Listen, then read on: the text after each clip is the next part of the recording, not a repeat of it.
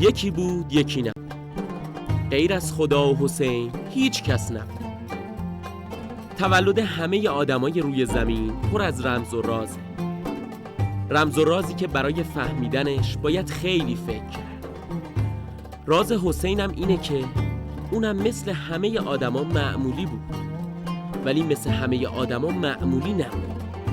معمولی چشم به دنیا باز کرد، معمولی پرورش یافت و بزرگ شد، ولی عادی و معمولی بین مردم نمود.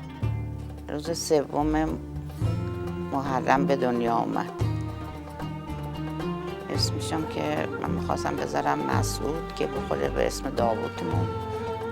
پدرش گفت که این اسمش با خودش آورده، یا بعد علی اصغر بذاریم یا حسین،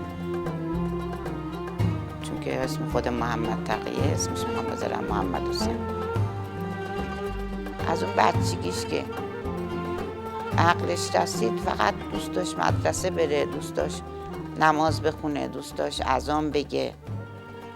همه کارا، این کارهایی که مثلا باباش نماز میخوند میرفت همش تو نماز باش دلا راست میشد، میرفت وضو بگیره میرفت باش وضو میگرفت. داوود که بزرگتر بود میرفت به حساب مدرسه پیش دبستانی اونجا تهران. میگفت حتما من باید با داشت داوود برم مدرسه برگردم، برم مدرسه بیام. این میبردمش میگفتن بابا این کوچیکیه بذارش مهد کودک. میگفت نه من حتما میخوام برم مدرسه. تا این بویه 2 سال 3 سال ما تهران بودیم، بعدا رفتیم قم. حدود 6 سالش که شد ایشون ما فرستادیم یه مدرسه و به نام مدرسه تو کوچه یخچال قاضی قم. اونجا این همونجا اون سال قبولش کردن، یعنی تا کم کم بزرگ شد که مدرسه رفت.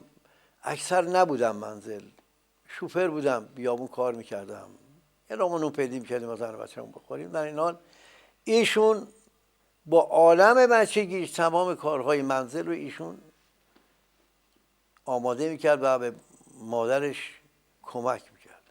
قم بودیم که به اصطلاح گفتن انقلاب شده و امام خمینی بردن و فلانی حرفا. بعدن محمد حسین این تانگا که میمد به حساب تو خونش توی قم تا دم مدرسه اینا رفته بود. محمد حسین در مدرسه رو بسته بودن، از دیوار مدرسه پریده بود این ور گفته بود من از تانگ ما هیچی نمیترسم، من فقط باید برم پیش مادرم الان میترسه ناراحت میشه. یه وقت ما دیدیم کتاب به زیر بغلش بود و اومد گفت ماما من اومدم نترسی. کلاس اول بودم دیگه، رفتم قم، رفتم مدرسه، هنوز زمان شاه بود. همه بچه ها تلز میزدن، نمیدونم موهاشون درست میکردن اینا. مامان ما یقه سفید بست و تلو زد و موهامون رو درست کرد و داشتیم از در چیز میرفتیم. هنوز خوب بچه بودم، من چیزا نمیدونستم.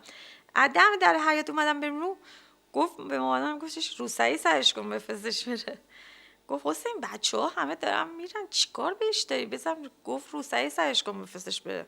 حسین عادت داشت ما رو تا سر کوچه میرسون، وقتی مطمئن میشد که ما رفتیم توی مدرسه بعد میرفت خونه. گفت رفتیم مدرسه، در مدرسه یه ناظمی بود واقعا نگاش من میکردم وحشت میکردم، از بس که غرق آرایش بود و اصلا یه حالتی موهایی درست کرده. تو جمعی که من داشتم میرفتم تو اصلا نمیدونستم چیه، این گوشه رو سری ما رو گرفت و چی اومدی با این چیه این قشنگ اینجوری گوشه رو سری گرفت انداخت سطل آشغال. بعد گفتم که رفتم تو مدرسه دیگه، سال اول مدرسه برگشتم بودو با خنده اومدم بهم تو راه دوباره جلو در گفت روسعید کو؟ گفتم خب اون خانومه گرفت انداختش تو سطل آشغال. کدوم خانومه گرفت؟ همون که تو مدرسه بود. من اینقدر گریه کردم اون روز، گفتم داداش این خانم ناظممون روسری از سرمون برمی‌داره میز سطل آشغال. دوباره فرداش ظهرش رفتم به مامانم گفتش که روسری سرش کن بره مدرسه. گفت حسین روسریشو دیروز این بچه است، میگم روسری سرش کن بره. تا 3 روز سوم، روز دوم انداخت از سرم برداشت گرفت انداخت سطل آشغال. روز سوم من و خواهرم رفتیم، دوباره خانم ناظممون گفتش که شما دوباره روسری سرتون کردین، دست کرد که روسری من از سرم برداره. گفت من نمیذارم خواهرم بدون روسری بیادش، ولش کن کار نه. بعد دیگه کارم نداشت. باشه من با روسری میمدم داخل مدرسه، از در مدرسه که میرفتم تو دیگه روسریمو برمی‌داشتم تو، مثلا بچه‌ها بودن. خیلی شلوغ بود قم.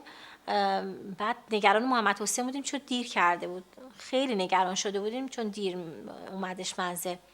بعد یکی از ته کوچه ما دیدیم که داره میاد، تمام بدنش روزنامه پیشه، بعد همه جاش نوشته شاه رفت.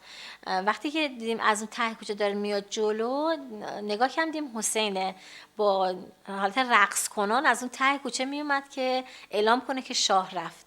خب یواش یواش رشد پیدا کرد و ما مراجعه کردیم به کرج.